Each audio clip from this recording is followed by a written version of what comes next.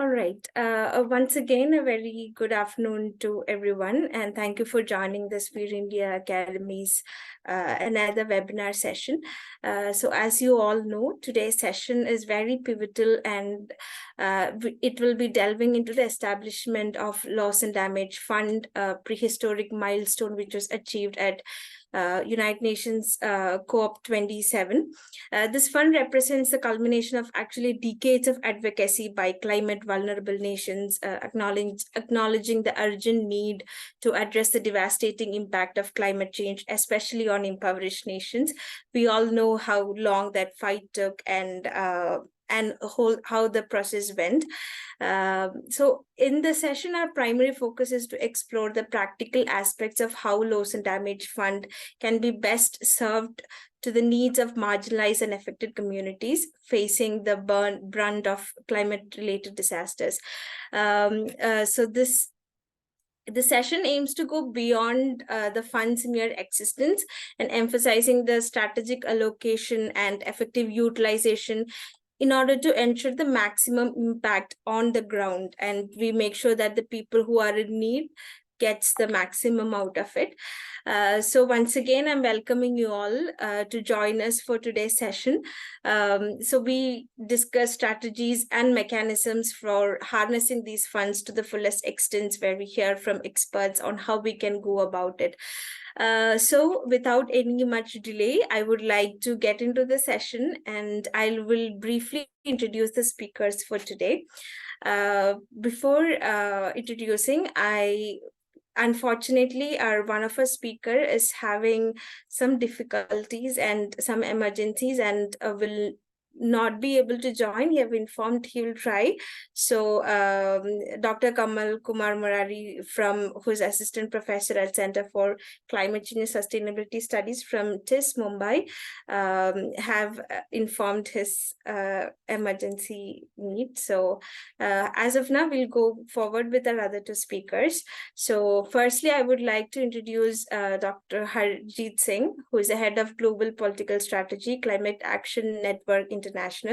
He's a global expert on the issues of climate impacts, migration, and adaptation. He has been supporting countries across the world on tackling climate change. He also acts as a strategic advisor, global partnerships to the Fossil Fuel Non-Proliferation Treaty Initiative. He's a member of United Nations Technical Expert Group on Comprehensive Risk Management under Warsaw International Mechanism for Loss and Damage. Harjeet sir, we are very glad to have you here. Thank you so much for joining us. Yeah. Thank you. Next up, we have Dr. Daljit Kaur, who is currently the head of climate change at Save the Children UK.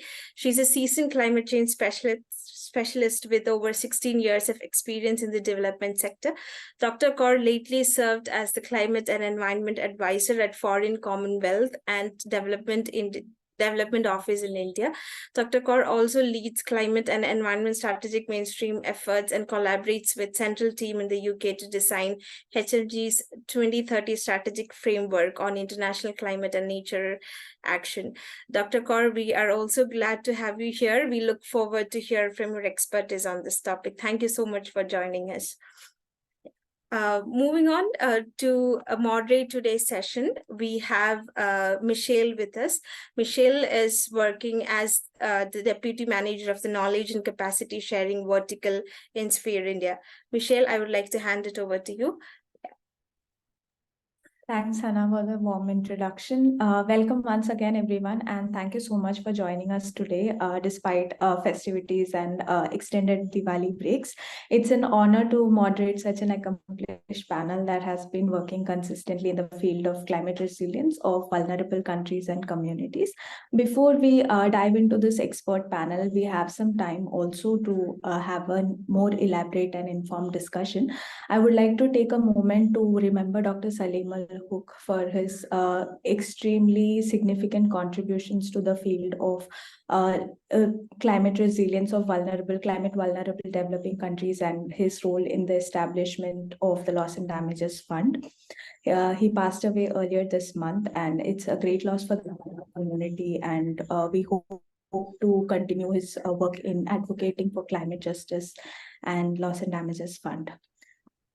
As all of you are aware, loss and damages is a critical topic for India currently, specifically for countries like India, Bangladesh, and many others that are on the front lines of facing climate impacts. And hopefully, the upcoming COP28 will align with demands from the global south on increasing adaptation and loss and damages finance. We have a lot of experts with us, Dr. Daljit and Dr. Harjit, who are currently very actively leading work on this. So, to begin with, Dr. Daljit, thank you for joining us for this panel once again. And you have worked a lot on climate and social protection for vulnerable groups such as women and children. So, in the context of loss and damages, can you talk a bit on how the Loss and Damages Fund can tackle challenges in vulnerable nations and communities, and how it can ensure equitable support for these communities? And what strategies can be employed to utilize this fund and address the needs of the most affected population? Thanks, Michelle, for inviting me and for the questions. I would like to just start by giving you a brief introduction about what loss and damage mean and how the fund was created. I mean, I'm sure everybody here who's joined us is aware of the climate change impacts and the fact that the window to adapt for a lot of communities is closing rapidly. I mean, people are already experiencing the impacts of climate change, and it's escalating with time, with countries experiencing new forms of climate change impacts and extremities every year, every day. So it's become apparent that we do something about addressing the losses that we are facing right now. And that's why developing countries and underdeveloped countries felt the need that that in addition to the mitigation and adaptation fund that is created and that the developed world basically pledged to provide to the developing world, there is a need to also create a loss and damage fund, which people are experiencing now. It's part of the whole climate justice debate and the fact that some countries are bearing additional brunt and the others aren't. It is important to realize that climate crisis is fast becoming the biggest threat to the child rights crisis. And I work in an organization, Save the Children, who is fighting for child rights, child protection, ensuring children have adequate access to education and health services. So I would also like to stress this fact that this crisis is impacting children. I mean, adversely more than anybody else. They're the most vulnerable population at this point, along with women and the most marginalized people. Also, I mean, when we think about reducing loss and damage, we usually think about reducing the economic impacts, like loss to assets, the kind of infrastructure we lose because of cyclone, floods. But there are other non-economic factors and losses that people and communities are facing around the world, and those need to also be addressed, and those need to also be kind of kind of understood, like the losses that countries are facing around biodiversity. There is loss to cultural heritage as well. And like I said, children and young people who live in vulnerable situation, get impacted adversely because their ability to get a good education or access to a healthy start of life gets compromised. So these are losses which usually, I mean, we don't talk about in economic or monetary terms, and they need to be addressed and acknowledged by everybody. And if once we acknowledge it, we'll start doing something about it. We'll address it. We'll use it in our strategies and policies as well. So yeah, like you said, the fund was established in COP27 and last year, and it wasn't operationalized, but it was a great achievement to establish at least a fund with some pledges coming in from Europe, UK, and the other parts of the world to put money in the fund. the advocacy so far around the fund is that it should be distinct and supplementary to the adaptation or climate change fund that we have. And in the Paris Agreement, most of the developed countries pledged to provide $100 billion of funding every year, which also hasn't been kind of fulfilled as yet. But loss and damage funds are seen as a separate pocket or a separate fund. And we at the Save the Children are also advocating for children's rights, needs, voices, and equity to be meaningfully integrated into the development of the loss and damage fund. So we are kind of saying that it's essential that we take into account children's perspective when we're talking about loss and damage. So basically, I mean, the mechanism and strategies, I think, kind of correlates to what I've said already. The fund should be additional. It should be accounted as a separate fund, so that, I mean, the transparency and accountability is also separate from the climate adaptation or mitigation fund. It should be accessible at the lowest possible level to the most marginalized people. I mean, people who are getting impacted and affected, and they should be able to access the fund. It should actually be able to tackle the gaps that we face with the current climate finance, which is a bit complicated. It's not very accessible, and it's not reaching, I mean, only 10%, if I can state a fact, only 10% of that climate finance that is allocated every year reaches the most vulnerable or reaches at the local level. So it's quite dismal sort of a situation. So I think we should learn from it, and loss and damage should ensure that it tackles the current gaps. It should be, the loss and damage fund should be inclusive and co-developed. When I say co-developed, it should include everybody, not just the policymakers, government. It should also have private sector, civil society, communities themselves who are getting impacted. So it should be co-developed along with the communities, and any intervention should keep in mind that the knowledge that the communities have is what is needed to design any intervention or a program or a project. And lastly, I think the most important aspect is it should prioritize the most vulnerable, and identifying the most vulnerable, and then it should prioritize the most vulnerable. And I've already mentioned about children, women, marginalized group who are actually getting impacted adversely the most from climate change impacts. I mean, we all know that all good interventions or all good programs are evidence-based. They should be scalable. They should have some impactful objectives, and we are able to kind of report or monitor against these impacts. And I would say some of the examples that loss and damage funds can follow is to ensure that it is integrated with any sectoral interventions. Like, for example, if I take education or education programs or projects that are designed and delivered in the world, if we integrate climate risk into those education programs, we're able to deliver both the objectives. One, to ensure that the education systems are climate resilient. During any crisis, the child is still able to access education, and his or her ability to get educated or get a better start in life doesn't get compromised. So I think if we integrate it into sectoral programs, it'll be a great win-win. Also, if we use some existing systems like social protection, I worked quite a lot in this area, and if we use social protection as one of the instruments to deliver loss and damage fund, I think it'll also again be quite useful. And the strategy would be to ensure the social protection programs are anticipatory, preemptive. I mean, use some sort of an early warning system so that it can be delivered to people who are going to get impacted.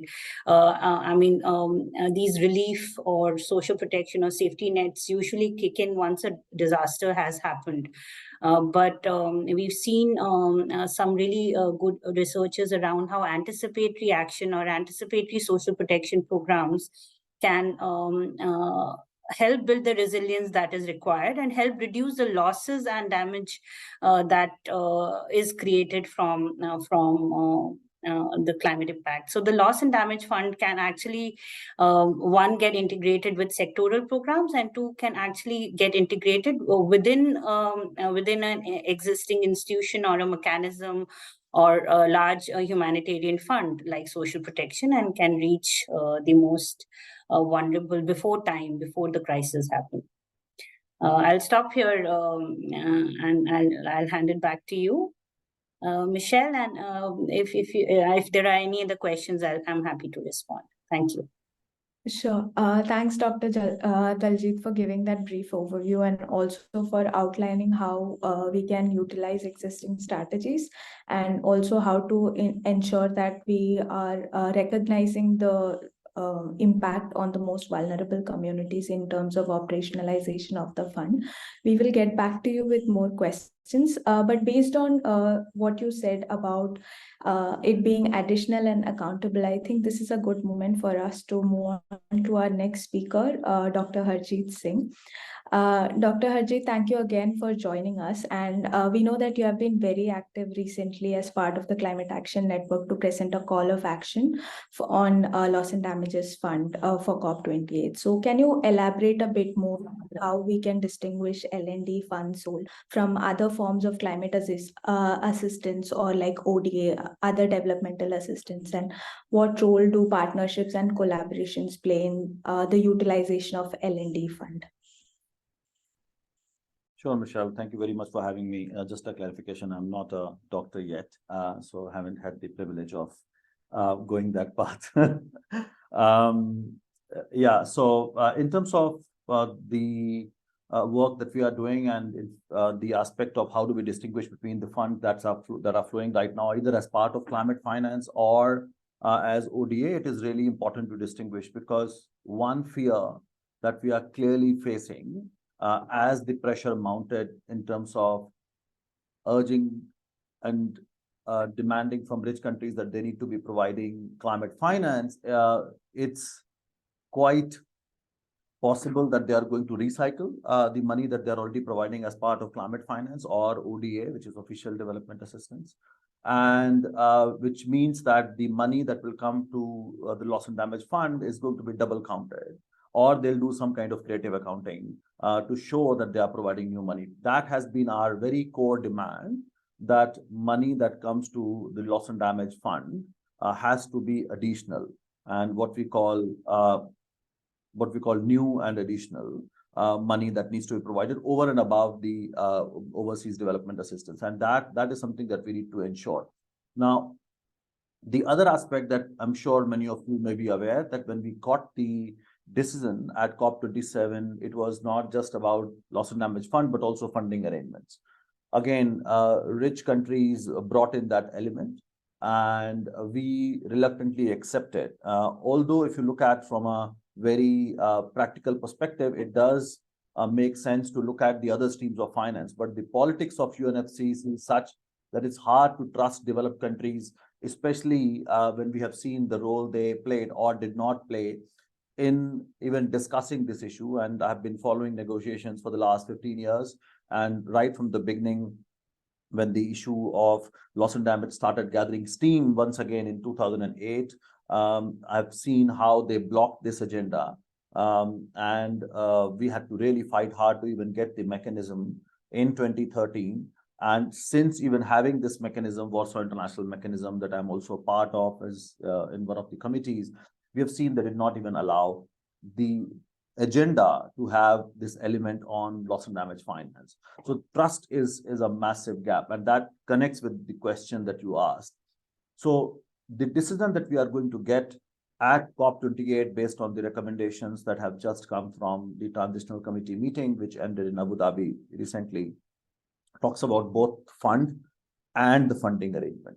Now, the funding arrangement means the current channels or the channels that are going to be outside this fund, maybe under UNFCCC, maybe beyond. It may include some elements that are being funded through Green Climate Fund or even Adaptation Fund, although it's not loss and damage, but there are some overlapping areas, or humanitarian finance, or something new that developed countries are setting up as global shield. Those are called as funding arrangements. Now, what we would like to see that money that goes to those funding arrangements comes either through the funding arrangement or to the fund need to have that very simple criteria, because what we are seeing that now humanitarian finance itself is going to be counted as loss and damage finance. So which basically means there's very little funding now for one, either other areas or humanitarian funding, which is already lacking, is now going to be used for some long-term, addressing of loss and damage. So let me share the criteria that we developed as CAN, working closely with some of the other constituency, Women and Gender, as well as our own sister constituency organization, the Global Campaign to Demand Climate Justice. So for us, it is important to then develop a criteria which can then determine whether this money is addressing loss and damage or not. So basically what we said, any resource that's coming in the name of loss and damage must recognize and comprehensively address loss and damage. That is important, because if you're doing only some part here and there, which is part of your existing program, then it's not addressing loss and damage. The second criteria that we mentioned was the money has to be obligatory and compensatory in nature, with funding provided as grants and non-debt creating instruments. What does that mean?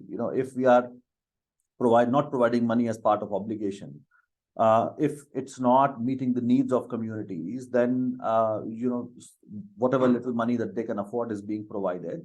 And some institutions, and we have had conversations with many international financial institutions who are now getting involved more to offer loans, and that we don't count as loss and damage finance. So that's important.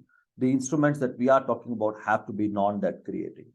The third one is be new, additional, predictable, and adequate. And that's where it connects with this point that you are raising in terms of how do we do that. And that's where the some of the other criteria are going to be useful to identify whether the money is also new and additional.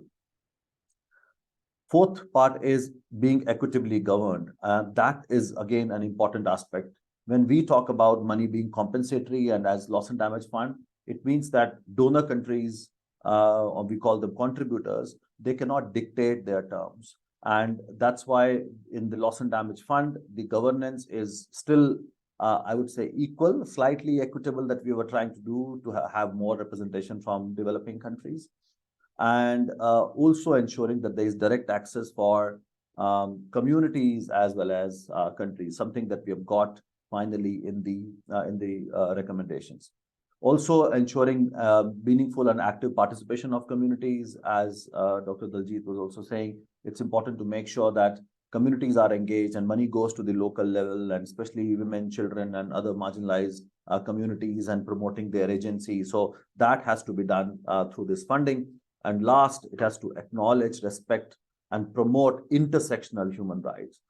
And again, this is part of a no harm, do no harm approach, and ensuring that communities are at the center and their rights are respected. So this is a list of criteria that we developed to make sure that this money that goes to communities and countries in the name of loss and damage has to be serving the purpose and has to qualify some of these criteria.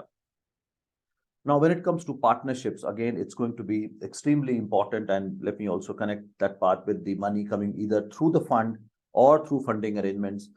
We have to have a proper coordination. And that has been one of the objectives of all the transitional committee meetings that met.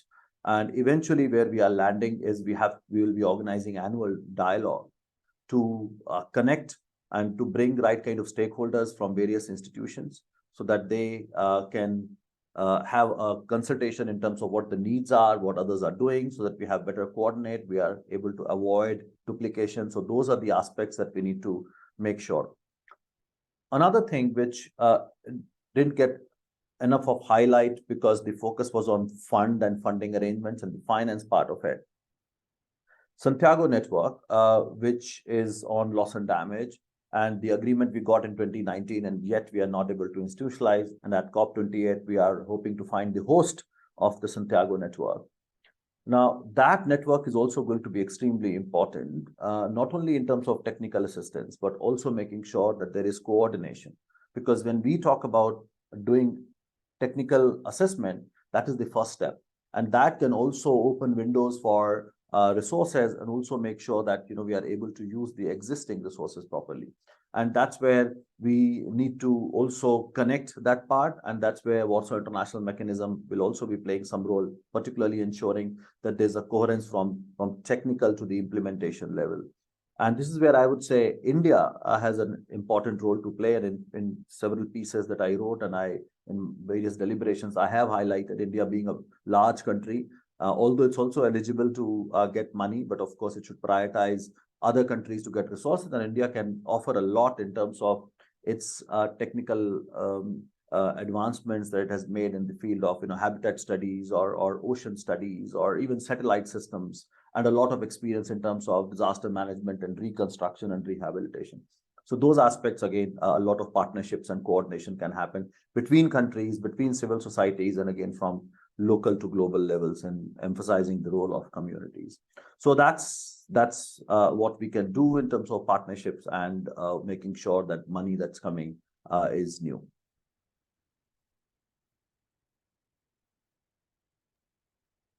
Thanks, Mr. Harjit. And just to clarify, in terms of the goals we set for loss and damages, how can we ensure that we strike a balance between short-term priorities and long-term climate goals when utilizing this fund? Sure. And I'll again connect that with the fund, loss and damage fund, and funding arrangements. Now, as part of funding arrangements, a lot of support does come through the humanitarian finance, be it governmental resources or resources coming from outside the country as part of compassion, with as humanitarian efforts that we all make and people contribute.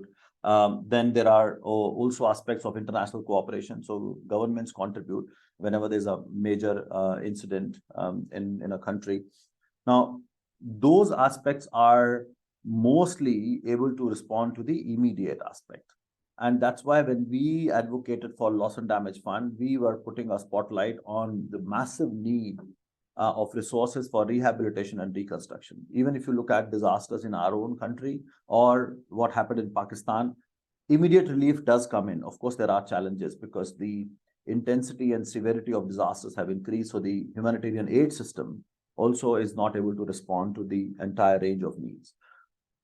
That's why we need this fund, which is supplementary and complementary and looks at where money needs to be provided. And that's where the short-term part, which is, as I said, largely taken care of in terms of immediate response, but long-term rehabilitation and reconstruction suffers. And communities are left on their own. Governments then are forced to take loan to build that, rebuild that infrastructure.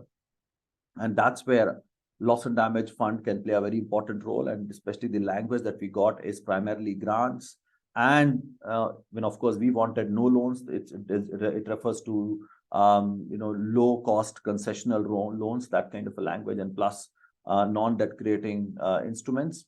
And it refers to debt sustainability. So some of those riders are there, yet we need to make sure when money starts coming in, it's not putting pressure on countries who are victims of climate change, right? So rehabilitation and reconstruction part must be supported through the fund and funding arrangements. Then one more aspect, which is immediate but much more for the longer term, is how do we address the issues of displacement? Of course, we talk about averting, minimizing, and addressing displacement. So a lot can happen before in terms of adaptation to reduce displacement. But when people are forced to migrate or they get displaced, then it is important that we have a system in place to support, and that's medium to long term. Similarly, there is also an aspect of relocation. As impacts of sea level rise increase, as areas get far more drier, and then it becomes inhabitable for communities, then we have to go for relocation, which has to be a planned relocation. That's what again a medium to long term aspects should be supported by loss and damage fund primarily. Dr. Daljit was also referring to non-economic aspects. Again, this is something that the current humanitarian system is not able to respond to. And that's where how do we do it? How do we ensure that there is a recovery of the biodiversity loss, or there are aspects of loss of language, loss of culture? Some of those things require new thinking and new processes and much more longer term aspects. And even other slow onset impacts like loss of biodiversity, as I mentioned, it's also, we are seeing increasing pace of desertification or ocean acidification. These are the areas where a lot more research is required. We need to develop our own technical understanding and develop measures to support for medium to long term. So broadly, it's very clear, and that's why this coordination is going to help to avoid that overlap with other, providing that continuity of support that is much more needed. Thanks. If Dr. Daljit can also join us, we could have a couple of questions that we can all address together from the chat, as well as I do have a couple of questions. So based on your experience, how do you see the L&D fund addressing certain gaps in current climate finance mechanisms, such as that of GCF? And where do you see like L&D as being additional to adaptation? We have not been able to access adaptation funds as of now. So how do we see like L&D work in that aspect? Will there be like overlap with long-term climate goals and climate adaptation funding that we can receive? Michelle, do you want me to answer No, this? please go ahead. Okay, great. Thanks. And I should also correct you. I'm also not a doctor. I would, as Harjeet had put it, I would also, I don't have the privilege to be a doctor. So yeah, at this moment, you can call me Daljit. Okay, so on, basically, how do we correct the current gap? And you rightly mentioned that the adaptation funds at the moment also is inaccessible to a lot of countries, a lot of people. It's the access to funds like GCF, GEF, other available funds that are there do not actually reach the most vulnerable or the local people. And these are designed at the topmost level, international level or national level. And there is a little context to how these funds should be utilized, or whether these funds will be impactful or not. So I guess when a community, if obviously these impacts are happening at the lowest most level, the communities are aware of the exact risks they are facing. And if we do not include the communities in the designing of these funds, or the way they should utilize the funds, then the whole purpose is refuted. I mean, there's no point of one raising a lot of money and then showing that that lot of money is utilized, or that lot of money is spent, because it's actually not reaching or not doing its intended job. So I think the loss and damage fund can definitely, because now we are actually starting and beginning to design and get access to it, we can remove all of these bureaucracy and all of the gaps that are existing in climate finance. Last year, Professor Huck actually, with others in his team, had proposed an idea of creating a national platform for loss and damage fund, and he had given like really good principles on how these national platforms could work, where you would have participation. It would be a multi-sectoral and stakeholders sort of a platform, where you will have representation from the government, private sector, civil societies, and community organizations. So if such platforms are created, we could actually design them to be more transparent, accountable, ensuring that it has voices of everybody who is getting impacted and who is going to utilize these funds. So I thought that that idea was really good, and the fund that would flow through a national platform, or through a mechanism similar to a national platform, can ensure one, identifying exactly what loss and damages are happening to these communities. Again, these words like losses and damages and loss and damage, I mean, the international community use these terms differently. But the impact, I wanted to say, can actually be identified. What are the risks? Who is getting impacted, where it is, where the impacts are most and where the impacts are less. So all of that can be decided in a very consultative process, and then getting access to these funds can be more easier. Like if I give you an example of a GCF, which delivers most of the adaptation funds at the moment, getting access to that fund is difficult, because one, you need a implementing entity or an accredited entity who is pre-decided, who's there, who creates these complex proposals and then bids for it, and then the fund flows to them. Although the government is included, there is a government counterpart for these funds, but the process is quite lengthy, quite comprehensive, and it takes years to actually build a proposal and then deliver it. Whereas for loss and damage, you don't have that kind of bandwidth to wait for a fund to happen. I mean, we usually see humanitarian support or aid coming when a crisis happens.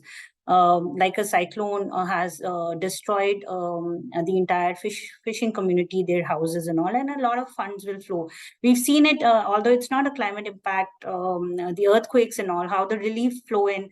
I mean, after a disaster happens, and it's more like a rehabilitatory or to reduce or to provide that relief, because there is a huge impact. People are displaced, people have no food and all of that.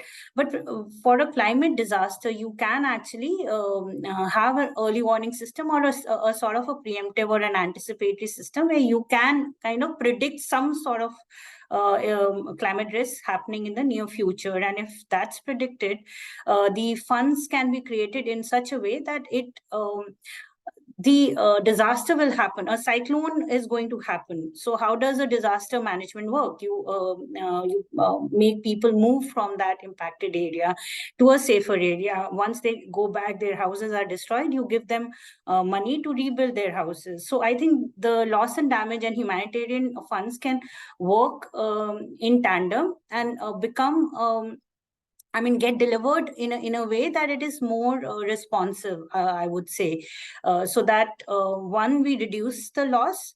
Two, we reduce the time to recover, as in people who get impacted can bounce back easily, and they don't have that long period of time of recovery where they get pushed back into poverty and deep into poverty, when it's difficult for them to come back. So this is like a vicious sort of a cycle. These impacts happen every year, floods happen every year, and the poor is getting poorer, and the poor is getting pushed back into poverty, where he or she doesn't have the ability to come back. So I think we have to break that cycle by ensuring these funds, one, are given before time, and two, they are designed in such a way that it actually addresses the intrinsic risk. And these risks are complementary, like poverty, inequality, climate change. So all of those need to be tackled. And I agree what Harjeet had also mentioned about these debts and concessional finance and finance that come with some sort of a condition or something. We have to kind of think about more innovative ways, so that we don't put somebody who's already vulnerable in a greater vulnerability. We have to break that vicious cycle of their being vulnerable to a situation. So yeah, I'll end here and give it back to you, Michelle. Thanks. Thanks, Daljit. Maybe we can go to the chat section. We have a few questions there. Mamta, if you're still with us, would you like to post the question directly to Daljit and Harshit?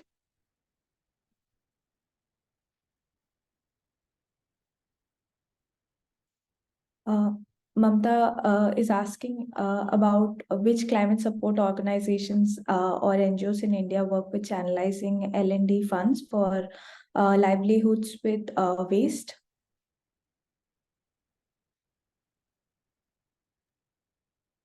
I can briefly respond and also other questions, and then see if Daljit can also substantiate. So on the first question, which organizations? Again, this is a new fund, and money has not started coming in. And I must clarify this: India is not going to be a major beneficiary. India is eligible to get money. The kind of needs are it's going to be prioritized to small island states and least developed countries and many others who are ahead of us. So I don't think India should be seeing it as benefiting from this fund. Rather, India, as I was saying earlier, must contribute its technical skills and share its experience. Of course, help in designing should remain actively engaged. And also, there are certain pockets, for example, Sundarbans or other areas which may need a lot more resource. One good thing that has happened in responding to these questions, for the first time, we have been able to ensure that communities are able to access the fund directly, of course, through NGOs and their own civil societies, of their own community-based organizations. But that perspective is there, which is much stronger than what it was in the Green Climate Fund. So as Daljit was explaining, some of the challenges that we have had with the existing funds on adaptation or even on as Green Climate Fund, which provide money for both mitigation and adaptation. Every time we learn from it. So all the loopholes that we had, we have tried to fix a lot of them in this new fund. For instance, speed part. We will not be required to write massive proposals to get this money, which also means that we are going to develop a mechanism which makes it much easier for even communities to get resources. So that's going to happen. But for India, again, it's not, as I said, it's not going to be a massive thing. Now, because again, the next question is about availing the fund and examples. Not yet, but if you look at the humanitarian finance as part of loss and damage funding arrangements, it's already there.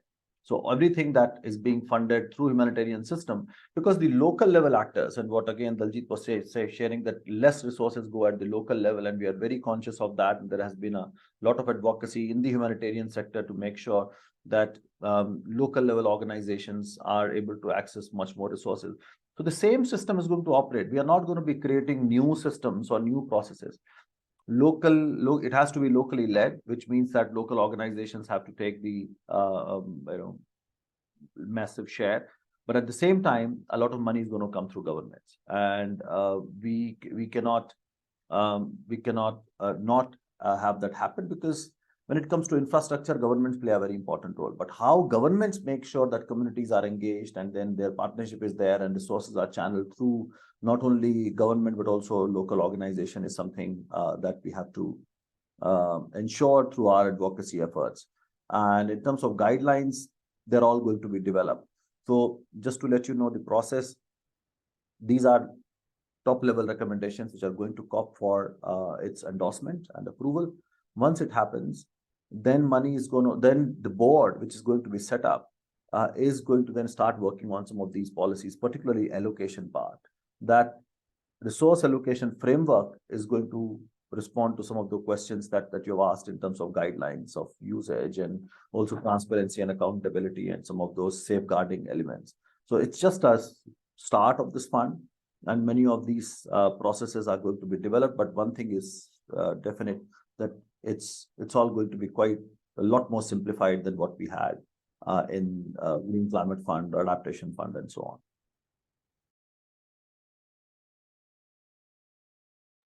Thanks, Sarjeet.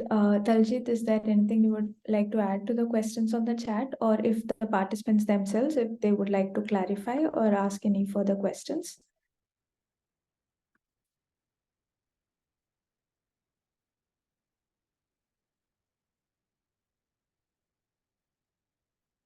All right. Also, on the recent developments of the transitional committee meeting leading up to the COP28, a lot of people are expressing their disappointment over the L&D being housed within the World Bank for the first 4 years. How do you see developments leading up to COP28? I leave Harjeet to answer this question because you're more involved in the process. I sit on the sidelines and only read the newspaper and the papers that come out. So please go ahead. Okay, I can start, but please feel free to add. So with World Bank, so rich countries have been pushing that World Bank must be the host. And our demand was that World Bank is not fit for purpose for various reasons, because it has something called a financially intermediary fund, which is fifth framework. And that fifth framework is something that will not allow some of the things that we agreed in terms of standalone, independent secretariat. And the other challenge with World Bank is it restricts funding through its implementation partners, other multilateral development banks or IMF or UN agencies. It doesn't provide direct access. So, and that was the core demand, that governments and communities should get direct access. The other aspect which we were concerned about, that it's not going to be a dedicated fund, which means independence was not secure. The board of the World Bank will continue to meddle in the affairs, especially when we are requiring large and significant changes, which is quite natural. We are looking at an uncertain future. We don't know how this fund is going to be responding to the evolving needs. We need to be always agile. And World Bank is an old institution. It's very hard to expect World Bank. Then the other aspect that's connected to independence is the legal personality. Again, if you go with the World Bank model, it's very difficult to have that. But of course, some kind of an arrangement will be seen. It was also being pushed that if we go with World Bank, it's going to provide some kind of privileges and immunities which are required for staff to operate, and even resources when you do contracts with governments. So after a lot of fight, developing countries did agree to that demand of housing it. In fact, there was a dialogue at the TC4 in Aswan in Egypt. And World Bank could not respond to many of these questions satisfactorily. But then when rich countries kept pushing, developing countries have put forward all these demands, all the elements that I just shared in terms of independence, in terms of making sure that their board doesn't have a say, also looking at the options in terms of legal personality, reporting to COP and CMA, which means the UNFCCC bodies and not its own board. So many of the conditions that were put forth by developing countries have been agreed, both by the World Bank and rich countries. Now, World Bank at this COP has to provide indication, and then in the next 6 to 8 months, it's going to actually provide in writing that it accepts all the conditions, and it has started working on it. So those conditionalities, and there are 2 more stages for, we call it hard exits, 2 hard exit, 1 soft exit. So once it indicates it's going to do it, second, it's going to come back at COP29 and actually show papers that it has done all the arrangements to achieve things that we have just mentioned in terms of direct access and independence and so on. And then 3 years later, it's going to be a performance review. If it is, so any of these stages, if World Bank is not able to meet all the requirements, it's going to be out. The board is going to invite either other agencies, or it's going to find one to post the fund somewhere else. So the compromise has been made, but the compromise is with conditions. And I don't think it's going to be, this decision is going to be reopened at COP28. So we are going to be sticking to World Bank, but then with a lot more systems in place to make sure that World Bank conforms to these conditions.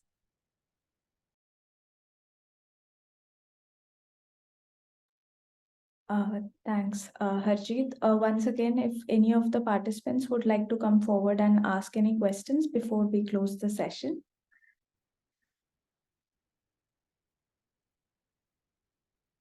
All right. And thank you so much, both of you, Harjeet and Daljit, for providing us of an overview of the current debates going around the L&D fund, its operationalization and utilization. Thank you, Daljit, for pointing out how what strategies we can make to ensure that it has direct access and it's accessible to communities at the lowest level who are impacted by climate change, and how to ensure that in the operationalization of these funds, we can incorporate their inputs, and doing this through by either integrating it with sectoral programs or through anticipatory social protection as a mechanism. And also Harjeet for listing out the criteria that has been put forth on how to make the L&D fund more accessible, transparent, additional and separate from other climate financing mechanisms, and also for enlisting and like discussing about how we need new and innovative mechanisms that can actually make this more effective and easier to access for the most impacted communities. This discussion has been very insightful for all of us. I hope more people can access this discussion as well, and we can come out with some kind of outcome document in terms of the discussion we have had today, so that more people can treat it and be informed for the upcoming COP28 discussions as they happen. And yeah, any parting remarks from either of you? No, thanks, Michelle, and thank you for inviting me for this session. I mean, I have some experience about loss and damage, but I'm eagerly waiting for the funds to get operationalized and the principles to be set at COP28 and later at COP29. And hopefully it happens soon for everybody because it's needed immediately. But thank you to Sphere India and you all for inviting me here. Thank you. Thanks, Daljit. Yeah, no, thank you from my side as well. I think it is a very important conversation. As I said earlier, for India, it sits in a different composition, and so India will have a very different role to play. Of course, contribute to make sure that this fund is operationalized, but not having the expectations of getting a large amount of money. Yet connecting it is important because we are facing similar challenges. So engagement is also going to be a two-way exercise in terms of learning from each other. And that is something that we as civil society can do a lot. And again, a sphere which is very much involved in responding to disasters and your members, I think it's important to stay connected with these processes, not only with the fund, but also the larger Warsaw International Mechanism that looks at various technical and now also financial aspects. So yeah, I see it as a start of India and Indian organizations connecting a lot more with this issue, because we are already facing massive impacts. And we need to make sure that we learn and also make sure that actions that we take are going to be useful for others in terms of experience sharing. Thank you very much for having me. Thank you once again to our speakers, and thank you to all the participants who are actively engaged in the chat, asking questions and clarifying comments. Thank you so much, and over to you, Hanana. Thank you so much, Michelle. So it was indeed a wonderful session. I'm not going to repeat whatever Michelle has summarized. Anyways, thank you all once again, and especially I would like to extend a warm thank you to both of our speakers. I know it's a festive season, and thank you for joining us for like a short period. And whatever you said was very insightful, and we will be documenting it and releasing the report along with the mails that we'll be sending after this. Thank you once again to everyone. And okay, Sphere India Academy do conduct regular webinars on various topics on disaster related topics. So feel free to contact us, or if you want any more trainings, please feel free to connect to us. Looking forward to see you all again in the upcoming session. Thank you so much. And also thank you, Michelle, for moderating the session. Thank you. Thank you. Thank you, everybody. Bye, everyone. Bye. Thank you. Bye-bye.